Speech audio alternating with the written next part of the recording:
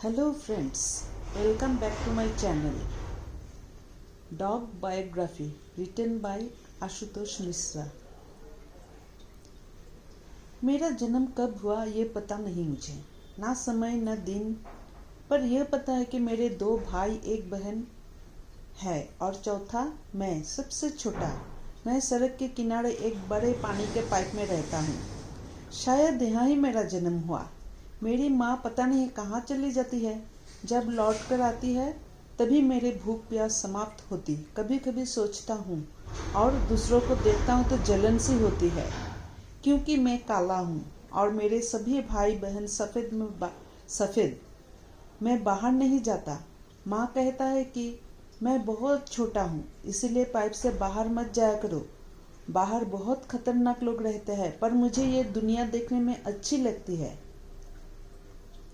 जब मेरे भाई बहन जा सकते हैं तो मैं क्यों नहीं, यही सोचता रहता और खेलता रहता हूँ। कभी कभी हिम्मत भी करता हूँ उस पाइप से बाहर जाने की, पर इंसानों की वजह से बहुत डर लगता है। खाने में मुझे सब पसंद है, बस अपने परिवार से दूर जाना नहीं। एक दिन मैं बैठा हुआ माँ का इंतजार कर रहा था। माँ आई तो पता चला मेरे एक भाई को एक इंसान की गाड़ी ने कुचल दिया और वो मर गया। कितनी सस्ती जिंदगी होती है हमारी, यो मैं माँ से अक्सर पूछता और वो कुछ जवाब नहीं देती और मुस्कुराकर चली जाती। मैं धीरे धीरे बड़ा हो रहा हूँ, दुनिया को समझ आ रही है। सबसे खुशी की बात तो ये है कि अब मेरी पूंछ भी बड़ी हो गई और मैं जिस तरह से सोचता हूँ उसको हिला लेता हूँ। सबकी खुशबू तो मेरे नाक में बस गई। अब माँ ने भी कह दिया कि तुम बाहर जा सकते हो। क्या मैं बड़ा हो गया हूँ? पता है, आज खुशी का दिन है। आज मैं बाहर इस दुनिया को देखूंगी। माँ कहती है इस दुनिया का सबसे बड़ा खतरनाक जानवर इंसान है, इससे बचकर रहना। अब मुझको इंसान को भी देखना है। कैसा लगता है? क्या उसके भी पूंछ होगी या नहीं? क्या उसके भी मेरी माँ की तरह बड़े बड़े दांत होंगे? पता नहीं, पर कल सुबह देख लूँगा कि इंसान भी कैसे लगते हैं। अब रात भर मुझे नींद नहीं आ रही, सुबह का इंतजार है। ये चाँद भी धीमे धीमे नीचे जाने की बजाय चढ़ता हुआ नजर आ रहा है। और ये सोचते सोचते ना जाने कब मेरी नींद लग गई और सुबह हो गई। सुबह होते ही खुशी के कारण ही मेरी पूँछ हिलना शुरू हो गई और वो बंद नहीं हो रही है। बाहर जाऊंगा, देखूंगा सबको, फिर मैं इस पाइप में कभी नहीं आऊँगा, पक्का। मैंने जब बाहर एक कदम बढ़ाया तो मुझे बहुत अच्छा लगा। मेरे चारों पैरों के नीचे गुदगुदी सी हरी हरी घास मन कर रहा कि लेट जाऊं, और मैंने 2-3 गुलाटियां मार ही ली।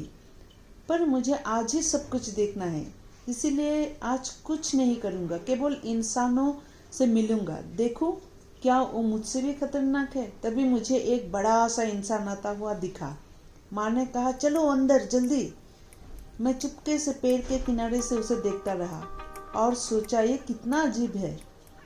ये कितना अजीब है ना। इसके अच्छी सी नाक है, दांत भी इतने छोटे छोटे से, कान भी छोटे से है, और सबसे बड़ी बात पूंछ तो है ही नहीं।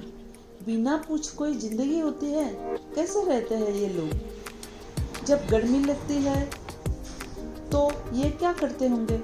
जब खुश होते होंगे तब क्या करते होंगे? अच्छा हुआ हम कुत्ते हैं, कम से कम पूछ तो है। अब मैं पार्क में घूमने लगा। घूमते घूमते मुझे मेरे जैसा एक काले सफ़ेद रंग का कोई दिखा। मैं उसके पास जाना चाहता था, पर कोई इंसान उसे लेकर चला गया। कहाँ गया? इंसान को काट खाता और मेरे पास आ जाता। माँ ने आज कहा कि मैं आज खाने की तलाश में उनके साथ चलूं। मैं और भी खुश हूँ। माँ खाना कहाँ बनाती है आज मुझे देखना है। मैं माँ के पीछे पीछे धीमे धीमे चलने लगा। इंसानों के बीच से निकलता हुआ किनारे किनारे चलता रहा। माँ ने बताया कि इस काली सी दिखने वाली लाइन में मत जाना, इसको सड़क कहते हैं। इसमें बड़ी खतरनाक गाड़ियाँ निकलती है। इस सड़क ने ही तुम्हारे भाई को मारा है। अब मुझे इससे बड़ा डर लगने लगा। माँ से पूछा इंसानों ने क्या हमें मारने के लिए बनाया ये इसे?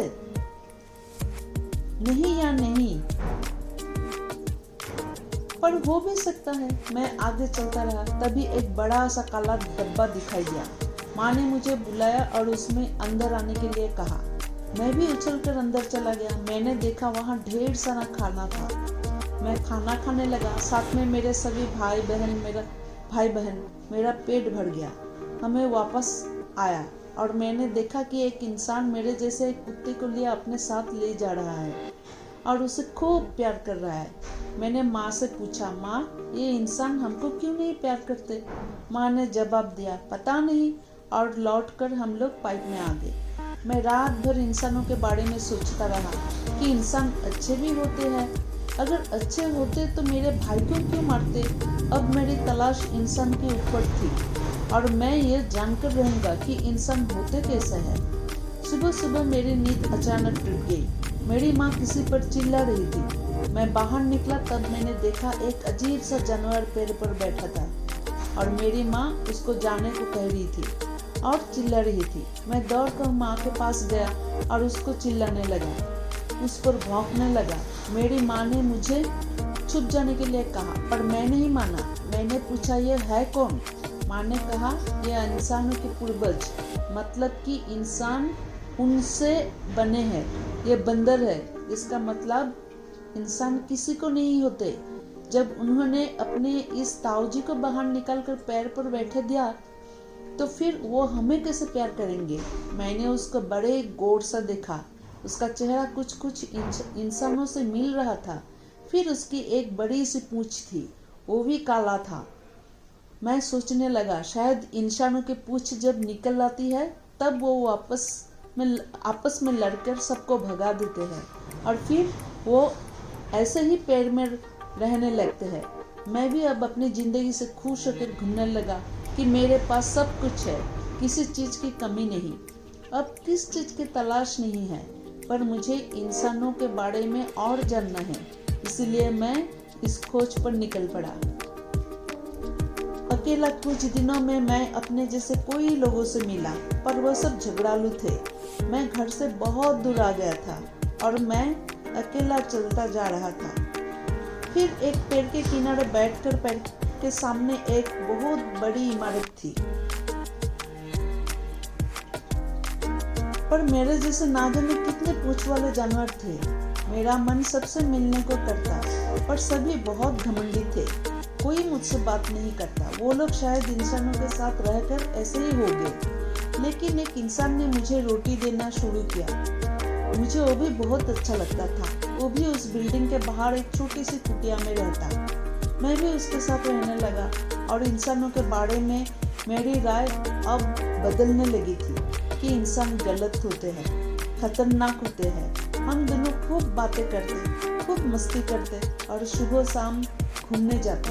खाने की तो कमी ही नहीं थी। जो मन हो वो खाओ, जहाँ मन हो वहाँ जाओ। वो भी शायद बूढ़े थे, इसलिए ज्यादा खेलते नहीं थे। शायद उनकी भी पूंछ निकलने वाली थी, इसलिए इंसानों ने उन्हें अपने से दूर कर दिया था। एक दिन मैंने देखा कि एक इंसान एक सफेद पूंछ वाली प्यारी सी लड़की को लेकर एक पेड़ के पास बांध कर चला गया। वो लड़की उसका इंतजार करती रही, पर वो नहीं आया। सुबह से शाम हो गई। क्या इंसान ऐसे भी होते हैं? मैंने उसके पास जाने की कोशिश की तो उसने मुझ पर चिल्लाना शुरू कर दिया। मैं भागकर अपने मालिक के पास आ गया और उससे उस सफेद पूंछ वाले के बारे में बताने की कोशिश करने लगा। मेरा मालिक मेरे साथ चलकर उसके पास गए तो मैंने देखा उसके शरीर पर अनेक घाव थे और वो उसको साफ कर रही थी। हम लोग उसको अपने साथ ले आए और उसके घाव का इलाज किया। उसकी पूंछ झड़ गई थी। वो बोलती नहीं थी। पता नहीं क्यों, शायद उसको इंसानों द्वारा सदमा लगा होगा, पर उसको नहीं पता कि कुछ इंसान अच्छे भी होते हैं। लेकिन पता नहीं कौन वाले, शायद जिनकी पूंछ निकलने वाली होगी वो अच्छे हो जाते होंगे। पता नहीं, धीरे धीरे वो भी हमसे बोलने लगे। हम सब साथ में खेलने और खाने लगे। एक दिन मेरे मालिक को पता नहीं क्या हो गया, वो कुछ बोल ही नहीं रहे थे। शायद उनकी पूंछ निकलने वाली थी, इसलिए कुछ इंसान आए और उनको लेकर चले गए। आपस में बोल रहे थे कि उनकी मृत्यु हो गई। मैं सोचने लगा, अभी तो कुछ निकलने बाकी है तो मर कैसे सकते हैं। तब हम दोनों उदास होकर बैठ गए। 2 दिन तक बैठे रहे। फिर वहाँ के चौकीदार ने हमको भगा दिया। मेरे पैर में तो चोट भी आई। अब हम वापस अपने घर के लिए निकल पड़े। घर पहुंचकर देखा कि मेरी माँ और मेरी एक बहन बची है। मैंने अपनी माँ से अपने भाई के बारे में पूछा तो उन्होंने कहा उसको इंसानों ने जेल में डाल दिया, शायद वो कभी वापस नहीं आएगा। अब मैं इंसानों के बारे में सोचने लगा कि कितने अजीब होते हैं। जब वो आपस में ही सही नहीं रहते तो हमारे लिए क्या करेंगे। इंसान मतलबी होते हैं। इसलिए हम अपने सारे परिवार के साथ जंगल की तरफ निकल गए। वहाँ कोई पूंछ वाले इंसानों के ताऊ चाचा बाबा थे। शायद वो मरने से बच गए होंगे।